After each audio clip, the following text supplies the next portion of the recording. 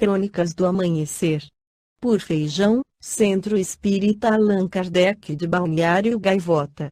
Balneário Gaivota, 28 de maio de 2025. Sinais de vida promissores em outro planeta são achados por telescópio. Parte 2. Cientistas encontraram novas, embora ainda preliminares, evidências de que um mundo distante orbitando outra estrela, que não o Sol, pode abrigar vida. Ao estudar a atmosfera de um planeta chamado K2-18b, uma equipe da Universidade de Cambridge, no EUA, detectou sinais de moléculas que, na Terra, são produzidas apenas por organismos simples.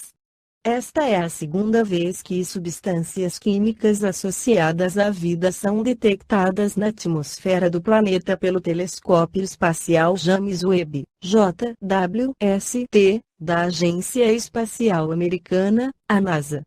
A nova descoberta é considerada a mais promissora. Mas tanto a equipe quanto astrônomos independentes ressaltam que são necessários mais dados para confirmar esses resultados. O pesquisador-chefe, o professor Nico Madhusudan, do Instituto de Astronomia da Universidade de Cambridge, disse que espera obter provas conclusivas em breve. Esta é a evidência mais forte até agora de que possivelmente existe vida lá fora.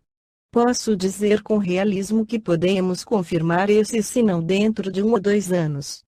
O K2-18b é 2,5 vezes maior que a Terra e está a 1,14 trilhão de quilômetros, 124 anos-luz, de distância de nós. O telescópio James Webb é tão poderoso que consegue analisar a composição química da atmosfera do planeta a partir da luz que passa pela pequena estrela vermelha que ele orbita. O grupo de Cambridge descobriu que a atmosfera parece conter a assinatura química de pelo menos uma de 2 moléculas associadas à vida, dimetilsulfeto, DMS, e dimetildisulfeto, DMDS. Na Terra, esses gases são produzidos por fitoplâncton marinho e bactérias.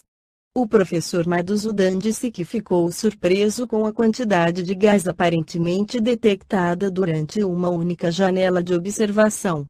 A quantidade que estimamos desse gás na atmosfera é milhares de vezes maior do que temos na Terra, disse ele. Então, se a associação com a vida for real, esse planeta estará repleto de vida, me contou. O professor Madhusudan foi além: se confirmarmos que há vida em K2-18b, isso basicamente confirmaria que a vida é muito comum na galáxia.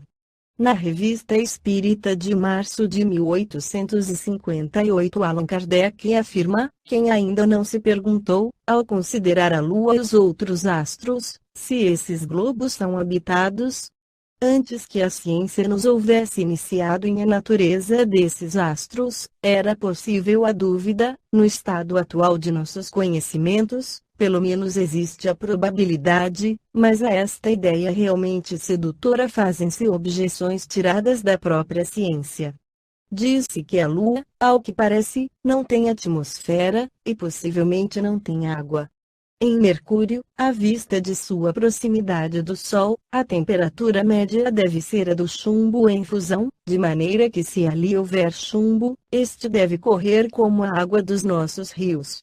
Em Saturno dá-se o oposto, não temos um termo de comparação para o frio que ali deve existir, a luz do Sol deve ser lá muito fraca, apesar da reflexão de suas 7 luas e de seu anel, pois àquela distância o Sol deve me aparecer apenas como uma estrela de primeira grandeza. Em tais condições, pergunta-se se nele é possível a vida. Não se compreende que semelhante objeção possa ser feita por homens sérios. Se a atmosfera da Lua não foi percebida, será racional inferir que não exista. Não poderá ser constituída de elementos desconhecidos ou bastante rarefeitos para não produzirem refração sensível. O mesmo diremos da água e dos líquidos ali existentes. Em relação aos seres vivos, não seria negar o poder divino julgar impossível uma organização diferente da que conhecemos, quando às nossas vistas a providência da natureza se estende com uma solicitude tão admirável até o menor inseto e dá a todos os seres órgãos apropriados ao meio em que devem habitar, quer seja a água, o ar ou a terra, quer mergulhados na escuridão, quer expostos à luz do sol. Se jamais houvéssemos visto um peixe, não poderíamos conceber seres vivendo na água, não faríamos uma ideia de sua estrutura.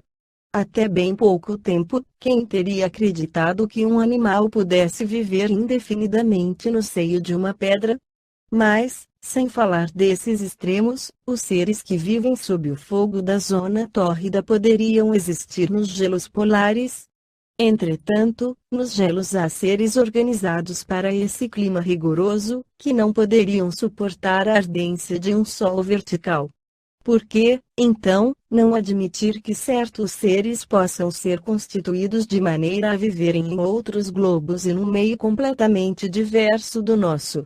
Por certo, sem conhecer a fundo a constituição física da Lua, nós sabemos o bastante para assegurar que ali não poderíamos viver tais quais nós somos, como não o podemos em companhia dos peixes, no seio do oceano. Pela mesma razão, os habitantes da Lua, se um dia pudessem vir à Terra, uma vez que constituídos para viver sem ar ou num ar muito rarefeito, talvez completamente diverso do nosso, seriam asfixiados em nossa espessa atmosfera, como nós quando caímos na água. Ainda uma vez, se não temos a prova material e de visu da presença de seres que vivem em outros mundos, nada prova que não possam existir organismos apropriados a um meio ou a um clima qualquer. Ao contrário, diz-nos o simples bom senso que assim deve ser, pois repugna a razão crer que esses inumeráveis globos que circulam no espaço sejam simples massas inertes e improdutivas. A observação ali nos mostra superfícies acidentadas, como aqui, por montanhas, vales, abismos, vulcões extintos e em atividade. Por que então não haveria ali seres orgânicos? Seja, dirão, talvez haja plantas e até animais, seres humanos, porém, homens civilizados como nós, conhecendo Deus, cultivando as artes, as ciências, será possível? Esta foi a crônica do amanhecer de 28 de maio de 2025. Por Alfredo Feijão Lopes.